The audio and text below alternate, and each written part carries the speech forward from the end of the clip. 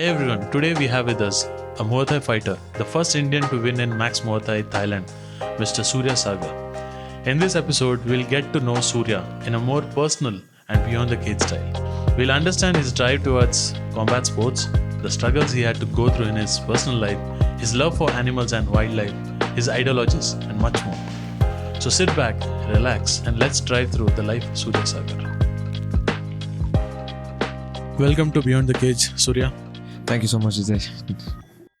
So Surya, a decade ago in India, MMA was not known at all. How did you get into your Muay Thai at that time?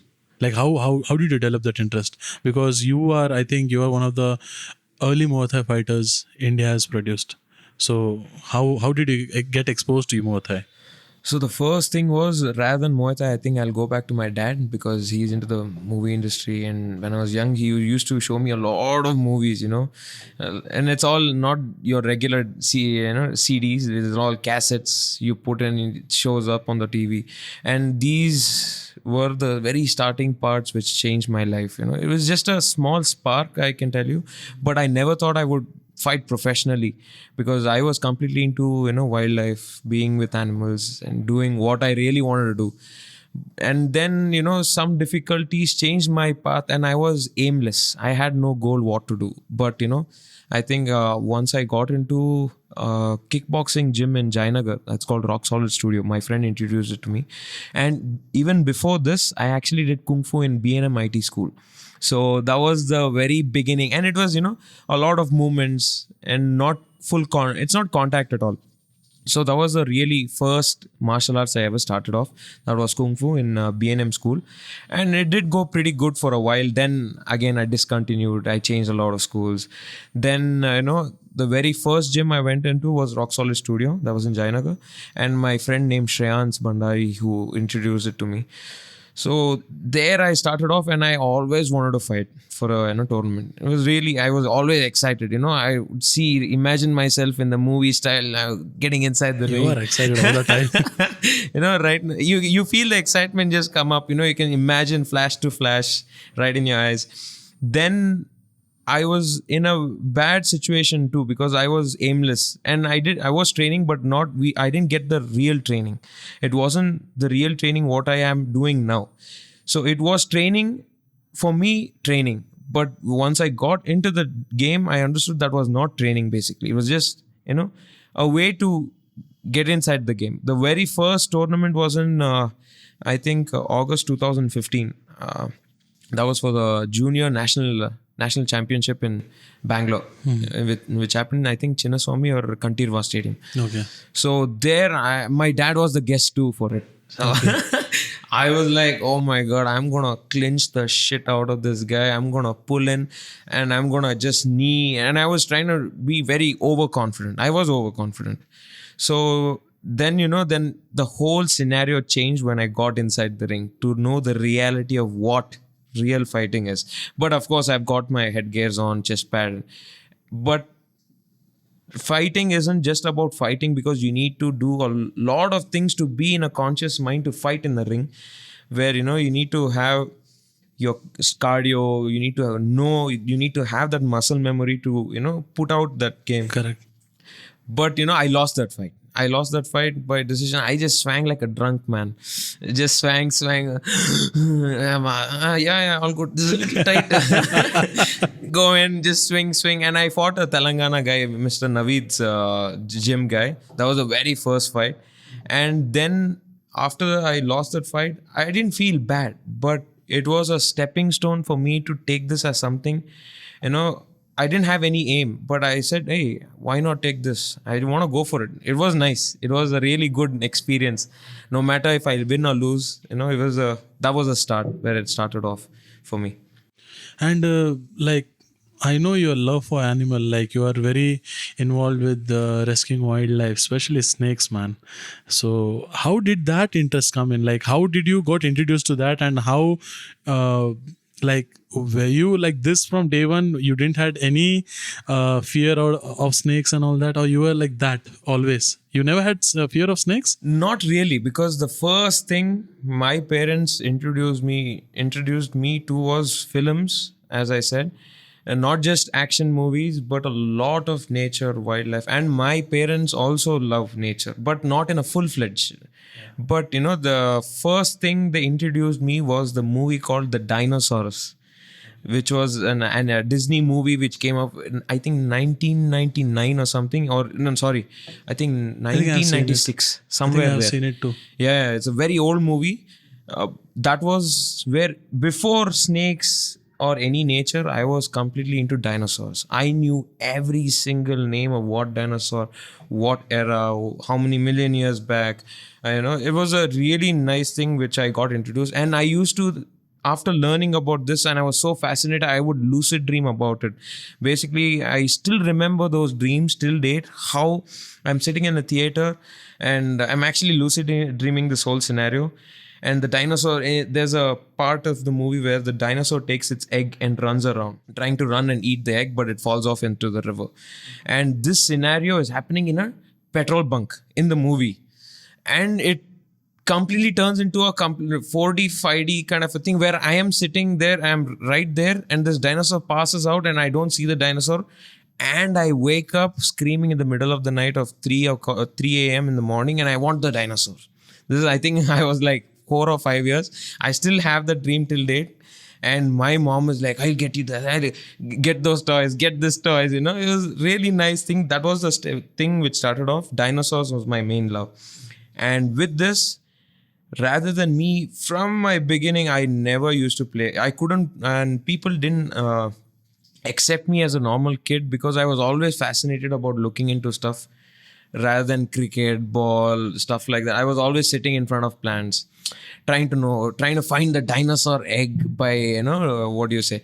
Take a paintbrush of my mom's, this one painting thing, and, brush the ground. That was a cement floor basically, and trying to find the dinosaur fossils. That was my whole thing where I was so fascinated. But this gradually moved on to the real deal. What nature is, what it is. And even till date, I still don't know so much. But I really want to learn about it. But that was the main beginning for me of nature, wildlife, snakes and animals. Snakes and reptiles basically are the very close relatives of dinosaurs. So that's how my attachment to the whole snakes, reptiles, everything just came into life. So you never had fear of snakes? No. Never had. I was the only guy in the house who used to catch lizards. And the craziest part was I used to handle the lizard so well. There is a defense mechanism in lizards where they leave their tail off to distract yes, correct. And it never used to leave its tail whenever I caught it. So I used to catch it in a very sensitive way where it was not affecting the lizard or to go into a defensive mode. So that was, something my mom told me that it works with you, and it works very well because a lot of people try catching the lizard, it immediately leaves its tail off. So correct. It was something really fascinating, and it is something that I really want to learn about it more. It's a behavior, and there's so much to it. Yeah, if I can share that incident where we were coming from Mangalore, and I remember, I think we came from the Mangalore fight. I think Ajay was fighting. Yes. And when we were coming back, you actually jumped out of the car and you tried catching one snake. Yeah, I caught the snake, but I didn't identify the snake properly either. Yes, you didn't identify the snake and you got bitten. Yes. And 15 minutes in the car, you are confirming is it poisonous or not. And me, Clinton and Ajay, we are losing our shit. We are not understanding, shall I take the car to the hospital or shall I take anywhere? We were so confused. I was very scared. I thought if something happens, I have no idea how to handle the snake. I too was like, somewhere in my back of my head is like, what if it's a venomous snake? Because what if it was a venom snake that time? I don't know. We had to go to the hospital where there is anti-venom because there's only few designated hospitals where you get anti-venom. It's not in all hospitals you get anti-venom. We were in middle of, I don't know crisis, where. We were in a loophole where we didn't know what to do. But I made sure I identified the snake. But to be honest, I was pretty confident it was not a venomous snake because there are 4 big venomous snakes in India, which majority of the people get. Which are those? Russell's viper, saw scale viper, spectacle cobra, and common crate. So these are the big four basically. There are so many other venomous snakes too, but big four, like in rural areas you might come across, and a lot of farmers Okay. get bit by, is in four, one of these. Which are these cobras which is in Mangalore especially, because I see a lot of cobras in Mangalore. Cobras, there are spectacle cobras, That is but if spectacle you're cobra, if huh. you're talking about the, what do you say, Western Ghats side, coastal Yeah, side, yeah. we have king cobras. That is the big one, Yeah, the king biggest cobra. venomous Yes, snakes. yes, yes, So yes. I've seen it only in zoo and the wild in Agumbe. So I have not seen it like in this side of it, and we don't see them In now. Bangalore, yes, it's not there, It's not yeah. this side. So yeah, these are the big four snakes. But I was very confident it was not a venomous snake. I made sure I confirm it. You're speaking with someone on the call. Yeah, I was one of the experienced guys. I was just giving him a call, and thank God we took a photo too, or else we were in a bad situation. We took a couple of photos. Yeah. Yes. We took photos. And the first thing I did was, after I got bit, was trying to catch the head and see if there are fangs. Like they have snakes. Venomous snakes have a particular fang to teeth, Release which the- to release the venom. So I didn't see that first. So I was like, okay, it's not a venomous snake. I hoped it was not a venomous snake. But then I found out it was a banded. I think it was a racer. It was not a banded racer. It was a racer. They call it racer. Okay. So it was not a venomous snake, and it was my first encounter with a racer snake. That was my first experience of a non-venomous snake, which I had not caught nor I'd seen it. So that was the whole And incident. it was first experience of someone having someone in the car who is bitten by a snake, and I don't know what to do that time. Oh, it was a really spin off of mine. No, it was full stressful moment for every one of us. I was asked, and I was checking hospitals everywhere. Like, where is the hospital? Because if you say it's poisonous, We turn the car and just go there. yes. But yeah, I remember that thing very, very Thank well. God it didn't go that way. Yeah. So yeah, coming to, I want to know, man, like you were brought up in Bangalore, right? So how was your school life and college life here? School life was a huge twist. I think I can make TV series of each school where I went in, because I've changed like 13 schools in my whole lifetime. 13 school. 13. Reason? 13. Yeah, reason was I was not academically strong, Okay. and I couldn't keep up with my classmates. And the teachers could not understand what I was going through, because I'm very slow in writing down the things what they were on the board. And rather than going, I think I couldn't go with the pace of my classmates and the teacher, because schools used to just put in things where kids used to understand it, but I had no reason to understand, because it made no sense to me. Why should I learn it? Like, what's Yes. the point? Yes. Why do I have to learn trigonometry to live now? I'm not measuring the whole goddamn place where I'm staying Correct. or moving around. Correct. Rather than trigonometry, it's the basic maths where I could not go like the other guys. And I used to feel really jealous of other guys really going good, toppers. And I wanted to do something. I wanted to, get my name. Hey, even I've done something. Even I've, learned. But I could not do it because they were in a much faster pace in an academic way. But I was always into animals. That's all. I used to put in snails in my bottle, bring it into class, start seeing around, just look into it. I used to get caught by that. They used to call my parents, "What is your son doing? He's getting snails and lizards into the school. This is nonsense." Rather than seeing the uniqueness in a child, they try to put you down. It's not just me. There are a lot more backbenchers in schools, they have their own uniqueness, but people don't really understand the uniqueness. I have noticed one thing, that in my school, all the backbenchers are doing really good in life. And People know how to live a life. Yes, People know how to live a they life are like now. really happy, and that's, I think it is a problem of education system. They want to make a product, and they want to make a similar product. They cannot understand the matter of fact that everyone is differently gifted.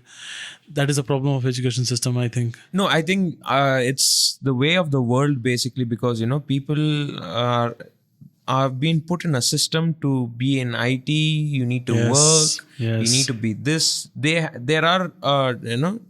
are designated categories for each person at each level. So if you're a topper, I don't know why that IPS examination they write so many times, fail so many times, and they by heart rather than learning what it is, why they Yes. want to learn it. And once you're done with it, you're gone, you've given 3-4 stars, you've got all the authority.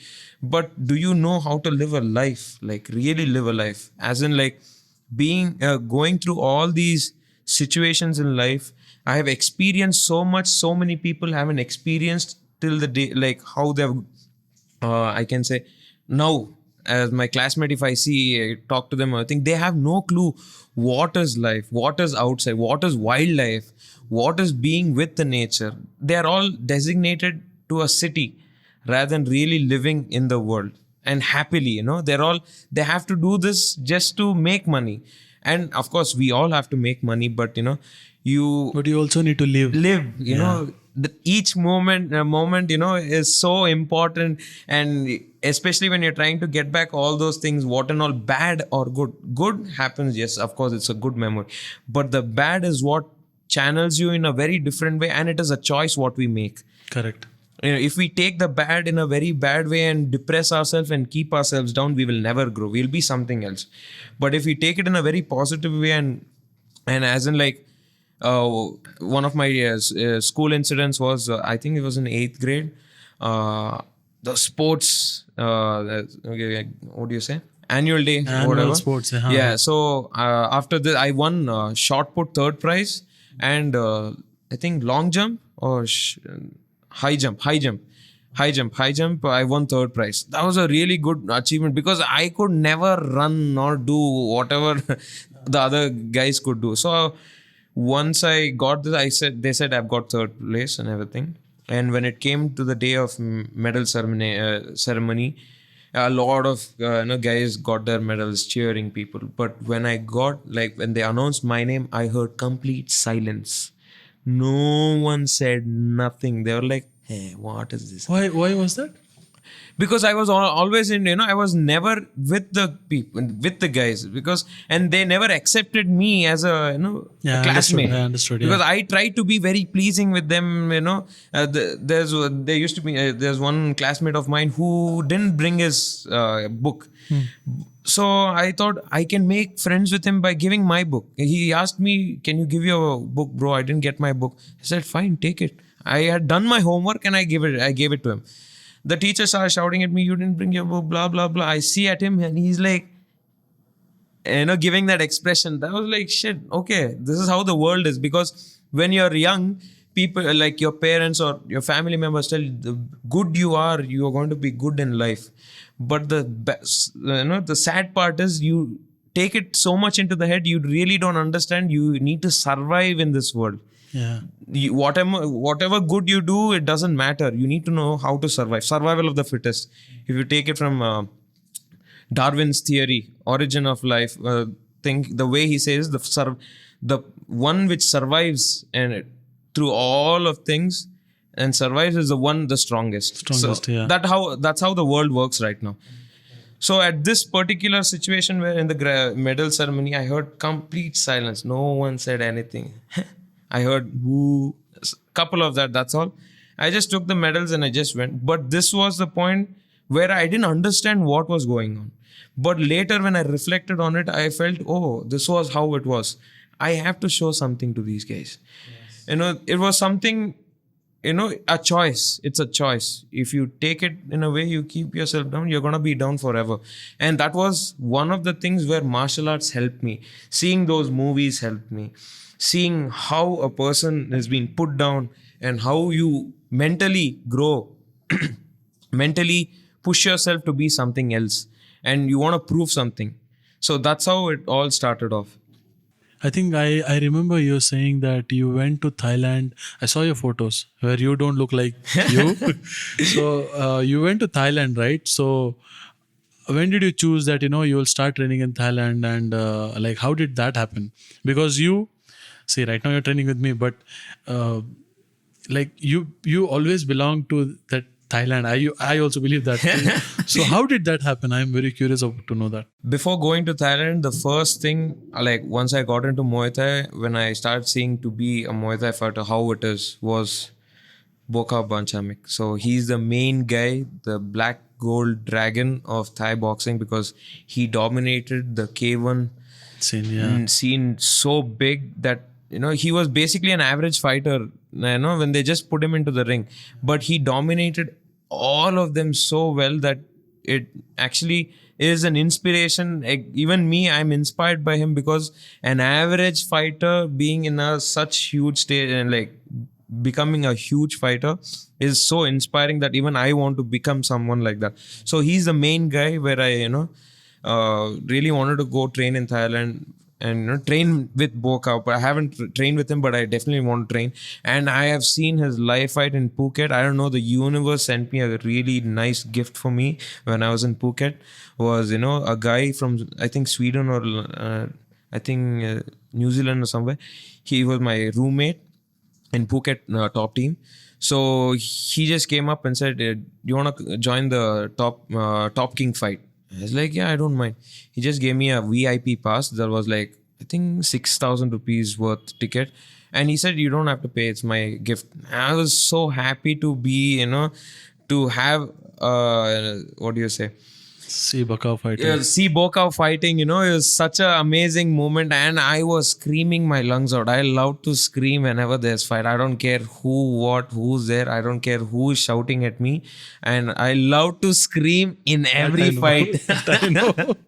And it's something that it's not just about screaming, and it's something where I can build to, because I can adapt to the opponent, like they're fighting. When I'm seeing them, I can see so many openings where I can utilize it for myself, where I can, Yeah, in case you're fighting. Yeah, like that, and I can adapt. So I can help the other guy also. So rather than helping the other guy, I like to analyze it by myself and try to see by shouting, will it work out or not? And it does work out a couple of times, but it depends on how they take it too. But yeah, when I say about Thailand, yeah, first I went to Mysore for 3 years. So I trained there for 3 years with Vikram Nagraj sir. So he was the main guy who just gave me a lot of technical game. Rather than me, I think he built a lot more fighters in like Mysore, Muay Thai, and he's really good. He's really good at Muay Thai. So I learned so much from there, and I started knocking out people with my kicks. I'm really good with my kicks. So from there, even before that, me and my parents, we went there, we spoke, and crew was like, it's very hard fight. It's not going to be easy. Let him train here and, do something here. Let him, do his education. And I told my mom, I want to fight in Thailand, because seeing people, the golden era fighters fighting in Lumpini and Rajdaram Stadium, it had always, it made an imprint on me, saying that I want to fight there. I want to be one in the world, from India. And I know I will definitely be there. And, he said it's going to be a very tough fight. But I made sure I changed that by training hard and making sure I level my game up. After my 3 years training in Mysore, I straight away went into Chiang Mai. That was in 2018, and it was very hard training. To be really honest, it was really hard, because each session you need to, like, first thing in the morning, run 10K run in the morning, and alternate days we need to run up the hill in Chiang Mai, which is I think 14 kilometers full top, and it's a slope up down, which is so tiring, which I had not trained so much like that. So from there, we come back to the gym and start training pad work and everything. And in the end of the session, we need to go 500 knees, 500 push kick, and we need to try going in a pace where, we have not experienced. So that was a very first experience in Chiang Mai, which changed my, mind on how training works there. So I fought my first professional fight in Chiang Mai, and it was a good experience. But I can say I was much more experienced than the guy who I fought, because there is no because as if it was my first pro fight, so they just put whoever was fighting for the first time and they just put up the match. But yeah, I knocked him out with my elbow, and that is when I found out I'm really good with my elbows also. So after this, I straight away went into Diamond Muay Thai for I think I stayed there for 2 months. So I trained there, and it was a wonderful experience. I think that's where the Max Mota happened. No, Max Muay Thai happened when I went into Sitmonchai. That was the last gym where Can you I speak trained. about that? Because yeah, So Sitmonchai gym, I went after. I think after my Phuket top team experience, I just straight away. But before going there, I really want to tell about the experience which I had in Phuket top team. So this fight, I just went in there for a month, and I was training with the regular batch guys. And one of the coaches came up to me and was like, "Would you like to fight for 14,000 baht? Boxing, professional boxing." I had never fought professional boxing in my life, so it was my first time fighting professional boxing. And he said he's going to pay 14,000 bahts. And that was a big money for me because it's double in India. So I can, save up that money and eat nicely, have that good food in Bangalore. So I said, I agreed. I asked my parents and I asked my coach. He said, fine, go for it. I trained my ass off for a month, and I went into Bangkok.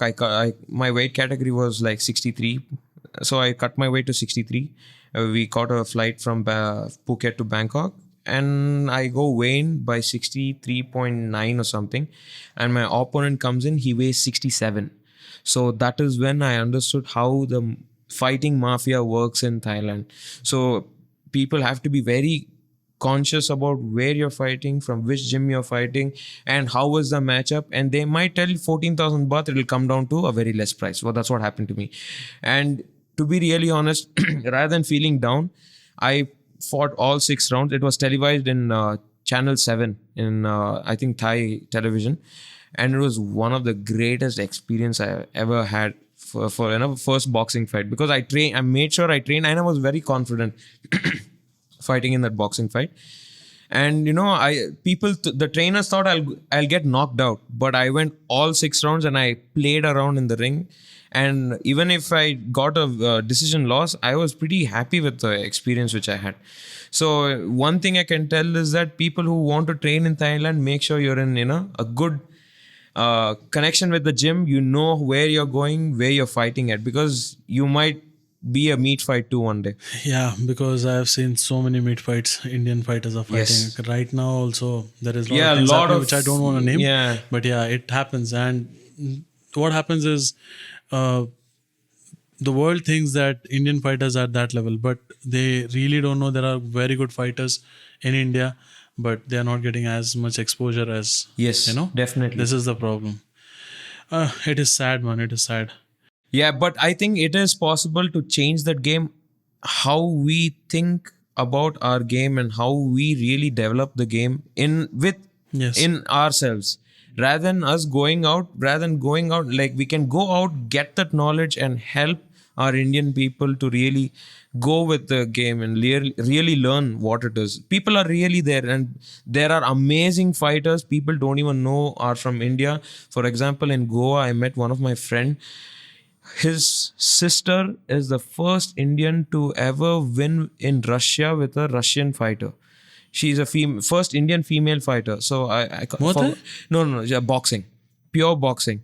And there was a gym called Tiger Gym in Goa, Anjuna, I guess. This is the story I heard. So, and I did see her fight, and she smashed the crap out of the Russian girl, and people don't even know about it. So this is where, people really have to know that rather than just cricket, and now football is coming to the scene, but we have got a lot more things, lot more talent that people have to see in India.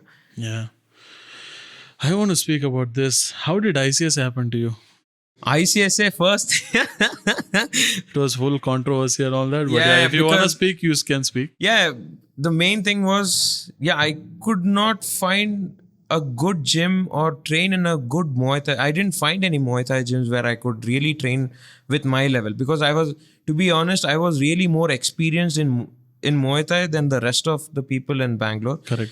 But there are experienced people as fighters. I didn't find anyone, and I wanted to go train a lot more places. I don't want to name the places, but there was so much things happening, and they want to use you for their own needs, which I didn't want to be a part of at all. So as a fighter, I want to be a fighter. I don't want to be someone's puppet being a fighter and they want to use me as something. So then I was in Mangalore for a week.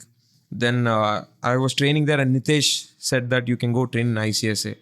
And I was like, fine, why not? And I think Nitesh also spoke to you about that. Yeah, I'm he coming spoke with down. me, yeah. So that was the first beginning. I think my first class, I went sparring with Clinton for the first time. Yeah, Clinton and Srikanth. Clinton, Srikanth, Srikanth. Yeah. Yeah. That was the You first went a time. lot of rounds, yeah. Yeah. But once you came to the gym, there was a lot of backlash. There was a lot of backlash. There were a lot of things which happened. Similarly happened when I took Kantraj also into the team. Yes. But I was used to whenever you remember, right? When I spoke with you, I think that was the state Muay Thai championship which Yes. Nitesh organized over Yes, Mangalore. there. If you remember, I told you, if you come to my team, you will face a lot of backlash, which you faced. But yeah, that's what it is, and you can't do anything. I saw your photo with the rocking star Yash. So, like, how do you know him? Like, what is the story behind that? So the main story was actually my dad's into the industry. So, you know, And I think your sister sang a song. yeah, for she that. sang the song. Yeah. She sang the Monster song in KGF 2 right now. That's the big hit Can now. you please speak about it? Yeah, the thing right now, I'll talk about Yashana because he's a person, such a huge-hearted person, where he's giving opportunities to new people with new talents. Not just me, not just my sister, and the person who's edited the movie itself is a new talent. He's, I think, 21 or 20 years old, who's edited the whole movie. So to be really, KGF, the current KGF. KGF 2 movie, he's edited it. He's a person who wants to develop the whole scene, who wants to bring up new talents, who wants to support new talents, because he's faced a lot of problems like in the industry where he couldn't get so many opportunities to be in a big, but he changed the whole Kannada movie industry with just one movie, and that is KGF. I can tell you about that. But you can see the results. It's not just in India, internationally it's going amazing. And I can tell you, he's a guy from Karnataka who's made big internationally. And first time when I met him, I went with my dad, asking for sponsorship, because it is so difficult to find sponsorship for games which is not so known to people. And with full trust, he just sponsored my whole trip, and he said, China, nin kai lagate, nin martiya, hog ba ninu. He just sponsored me, him and his friend, I think Dr. Surya Uncle. I call him Dr. Surya Uncle. So they just helped me out, go to Thailand, and rather than if I win or lose, but their support is so big and so much important. Even if it is a big contribution, small contribution, the faith in what he has, you can do it, is all an athlete needs. Because not many people give you or support you. Being a huge star will be like, he will think 10 times, should I really invest on this guy? Is it a necessity to invest on this guy? Will I get anything out of it? Rather than him getting anything out of it, will I achieve what I am really looking forward to? So I can only tell Yashana is the person who helped me, not just help me through trip, but inspire me to be, even if you are an average person, you can do so much more, is through that movie what he's done right now. KGF has shown the level an average person, through hard work, dedication, not just him, the whole team, where they've worked so much. I think they've worked for like 8 years. Yeah, and he gave the opportunity, like he's given so many people hope that you also can do it. And even for my sister, like I was there for the discussion for the music. He just gave her ideas of what it is, how it works, what kind of what kind of rap it works. And my sister just did it in 3 days, and he just let her do her style. So that is what a person really needs. And they all loved it, and it's a huge hit. I think it's right now it's 1.4 crores view in right now in YouTube, and it's a huge song? yeah. Oh. It's a big hit. And I really want to say thank you, Anna. And I have no words. I can only say that I want to prove what I can do through showing, not by talking. Yes. And yeah, Surya, so now I think in 1 week you're going to Thailand. Yeah. like already Ajay is sad about it. I don't know I should say this here, but Ajay is sad about it because you guys, both guys, like Ajay sparring with you, he has lot of things has changed in him in sparring. Lot of thing I don't approve, but Yes. lot of thing I approve. Lot of thing I don't approve also, but yeah, but a lot of things like something which I don't teach generally. You have not only him, you like Sham, Clinton. Everyone has grasped a lot of things, and you have become a little bit like you move. So that is what the change. But see, now when you're going to Thailand, like, what's your plan exactly now? Like, what are your goals? Where you want to fight? What is the like? What are your goals right now? Where do you want to fight next? I want to over be there? the best Muay Thai striker from India. That's all. You already. I think you already are now. I am, So- but internationally. Right now in India, I am, but I want to be internationally in a very big stage where not many Indians are in the circuit. Of course, there are guys who are fighting in Thailand, who have fought in Thailand, and even before me, they have fought, but they haven't got the opportunity to win or express themselves really, because there is so much difficulties for each person. Even me, there's so much happening for a person in Thailand that it is not so easy to get a win or fight, because it's a difficult task. It's not so easy fighting pro in Thailand. Correct. Because we use elbows, kicks, knees. We can do the way we want, and it's gonna be a very bloody fight. So we have to take the risks also. Looking at our family, we need to give up everything. But if I think like that, I don't mind giving my life for fighting, because this is all I know anymore. Because I've done everything from past 8 years right now. This is the only thing I've been doing now. It's just train, fight, train, fight. I don't even go out. I don't even meet people. And I have no circles. I don't even have girlfriend. So I am in a loophole of just waking up, train, sleep, eat, repeat. That's the only thing I know right now. And in a way, I think I might not say it's a bad thing, but it is in a good way where I make sure I isolate myself and work on myself. And with a team like ICSA and you, and I can work on my things. And to be really honest, from ICSA, I got more aggressive striking style, which I was the problem in Muay Thai right now is they start off very slow because for the betting. Yeah. Once I started getting hits, started working out in my head, I was like, okay, fuck this. I want to fight. I just want to make sure I give and take. You give me 2, I want to give you 4. So I got that from ICSA and you. So it's something where, a hybrid thing which has elevated me to a next level. I don't know you have noticed or not, you have become a lot hybrid. Like it is not easy to catch you. Your footwork has changed. You have like the best thing about you is in striking, more than saying, you read the situation and your body or mind, you plan, I don't know, but you change it accordingly. So for example, if you're getting hit by something today, on the next day I see already there is an attempt of defending, and third, fourth day it is getting defended. I've noticed that. So I don't know, as I know your dyslexia or something. I really don't know what is dyslexia means. But if dyslexia is something like this, I think it is a gift. It is really a gift. I think rather than dyslexia as a problem, I think I will take it as a gift, because rather than me going with the system, I am able to do so much So more. many things, yeah. So I can work my mind. I can adapt to stuff. I You want to adapt work on. very well, huh? But I don't know about the life, but in striking, you adapt so well. It's almost like you have a gift of striking. It is like that. I don't know. But yeah, I can tell you one thing, but rather than gift or talent, I think it is all about training and making our mindset in a way that I want to change myself. I want to adapt to the situation. The best thing is you keep upgrading. See, a lot of fighters, they don't have that mentality of upgrading.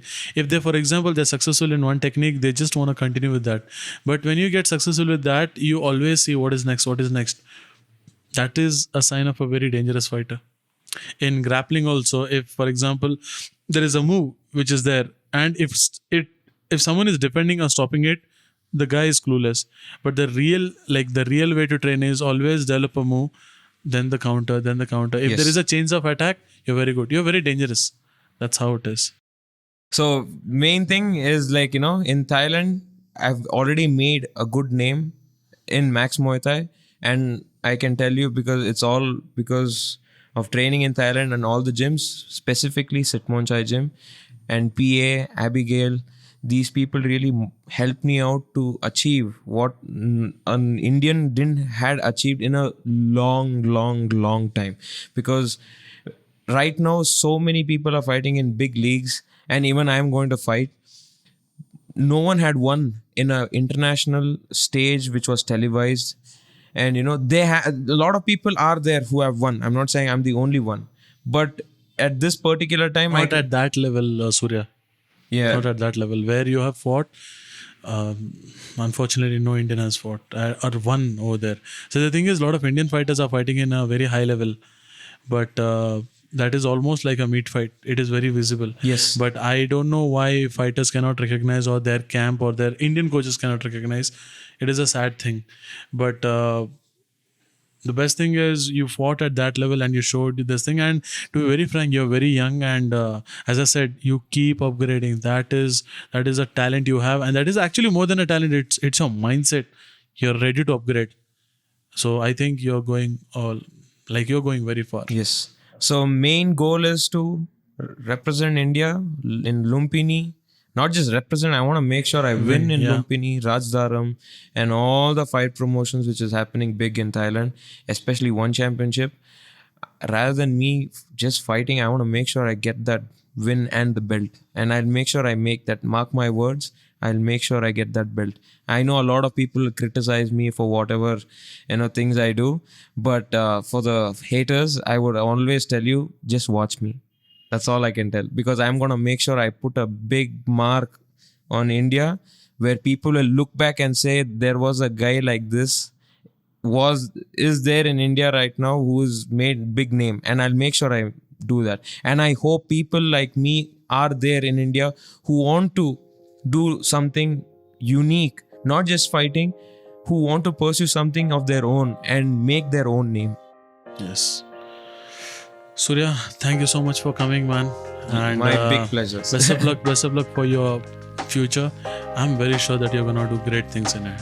Thank you so much.